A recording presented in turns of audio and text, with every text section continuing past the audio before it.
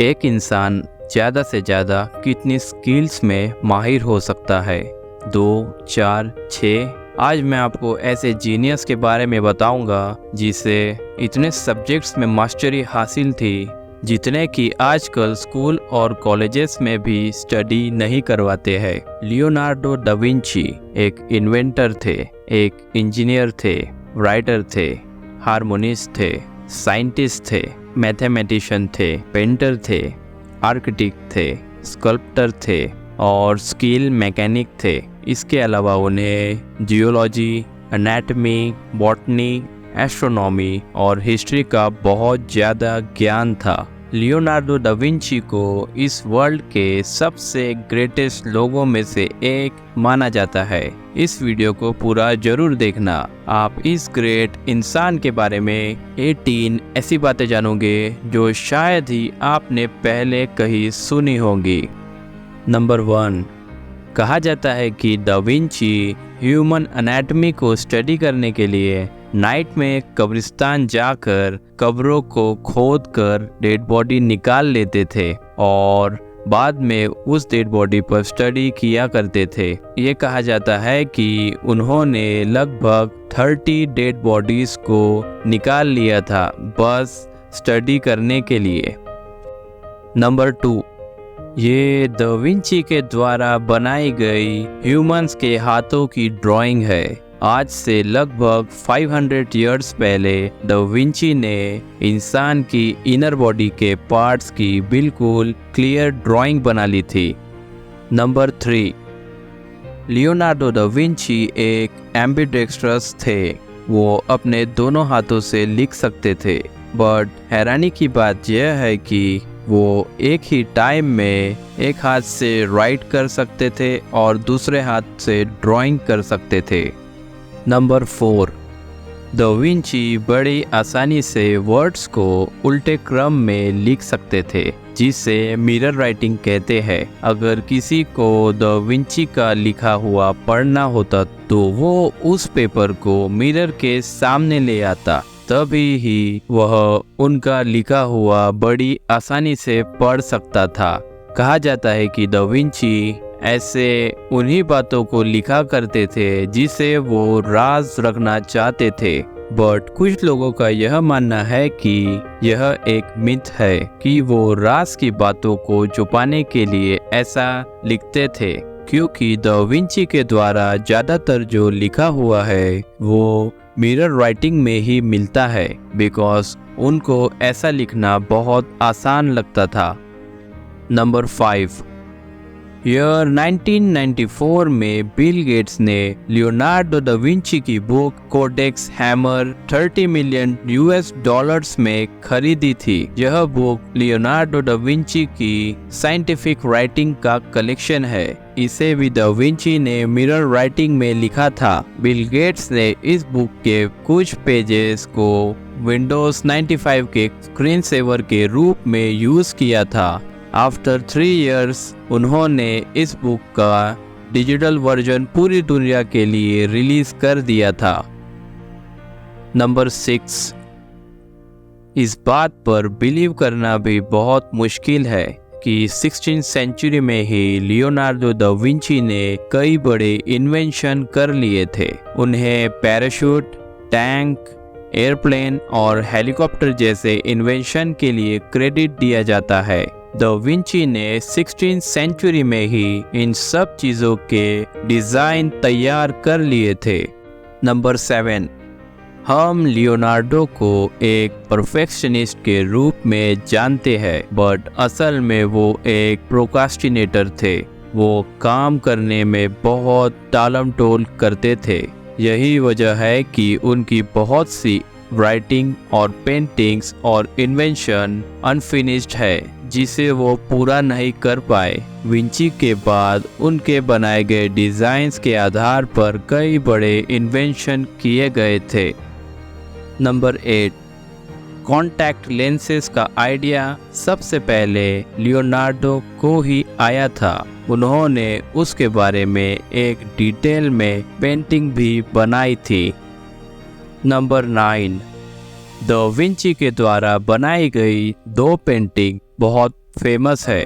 Mona Lisa को तो आप सभी जानते ही होंगे। एंड दूसरी फेमस पेंटिंग है द लास्ट सपर। इस पेंटिंग में द विंची ने जीसस को सूली देने से पहले आखिरी बार खाना खाते हुए दिखाया है।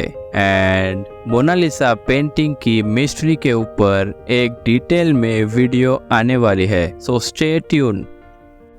Number 10, the last supper painting में एक छोटी सी मिस्टेक है। अगर आप ध्यान से इस पेंटिंग को देखोगे तो आप नोटिस करोगे कि खाने में ईल के साथ ऑरेंज स्लाइस रखी हुई है, लेकिन जीसस को सूली देने के कई सदियों बाद तक भी मिडिल ईस्ट में ऑरेंजेस नहीं आए थे।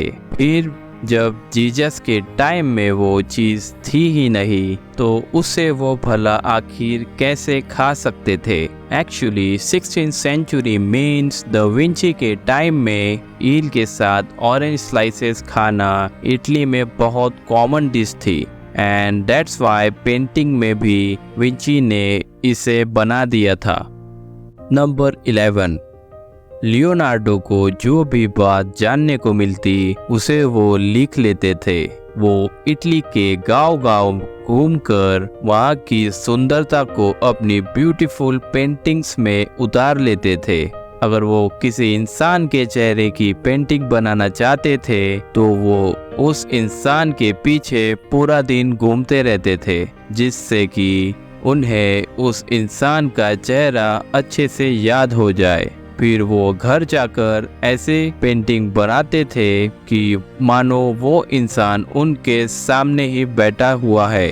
वो कहा करते थे किसी भी पेंटर को एक मिरर जैसा होना चाहिए, उसे अपने सामने की चीज़ को हूबहू बनाना आना चाहिए। नंबर 12, लियोनार्डो दा विंची और निकोलो मैकियावेली, जो विंची के टाइम के ही एक फिलोसोफर थे। एक बार इन दोनों ने मिलकर ये प्लान बनाया कि इटली के पीसा सिटी में बहने वाली अर्नो रिवर का डायरेक्शन मीन्स फ्लो बदलेंगे। उन दोनों ने बहुत कोशिश की पर वो नाकाम रहे। नंबर 13, अर्नो वैली की ड्राइंग लियोनार्डो दा विंची की सबसे पहली ड्राइंग थी, जिसे उन्होंने ईयर 1473 में बनाया था। नंबर 14, दा विंची कभी स्कूल नहीं गए। सिर्फ राइटिंग और स्टडी के अलावा उन्हें किसी भी प्रकार की फॉर्मल एजुकेशन नहीं मिली। हालांकि उनके डैड उनके आर्टिस्टिक टैलेंट से वाकिफ थे।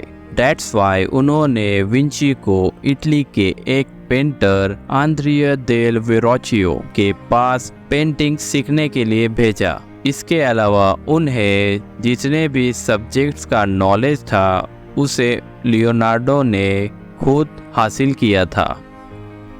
नंबर 15, लियोनार्डो दा विंची का टाइम आज से 571 ईयर्स पहले हुआ था। वो इटली के विंची सिटी में रहते थे, लेकिन वो अपने टाइम से काफ़ी आगे थे। उस ज़माने में भी वो एनिमल्स पर होने वाली क्रूरता को रोकने के लिए प्रयास किया करते थे। एनिमल से जो उन्हें प्यार था उसके बारे में उन्होंने लिखा है, अगर इंसान आज़ादी चाहता है तो पशु पक्षियों को पिंजरे में क्यों रखता है। सच, इंसान क्रूरता में सबसे आगे है।